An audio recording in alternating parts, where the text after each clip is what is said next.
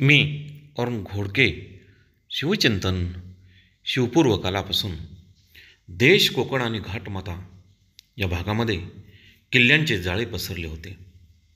स्वराज्याचा विस्तार करताना शिवाजी महाराजांनी परक्यांच्या आरमारी आक्रमणाचा धोका ओळखून जलदुर्गांची उभारणी केली.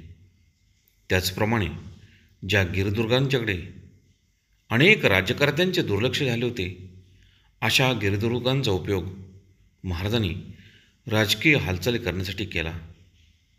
त्या दृष्टीने महत्त्वाच्या गिरिदुर्गांची दुरुस्ती आणि डागडुजी केली. काही उपेक्षित गिरिदुर्गांची जवळजवळ नव्यानेच निर्मिती केली. ती त्या काळची गरजच होती. सभासदकार लेतो राजांनी जागा जागा डोंगर पाहून गड वसवले. येणेकरून दर्या जेर आहे आणि पाण्यातील राजे जेर होतील असे जाणून कित्येक पाण्यातील डोंगर बांधून दर्यामध्ये गड वसवले.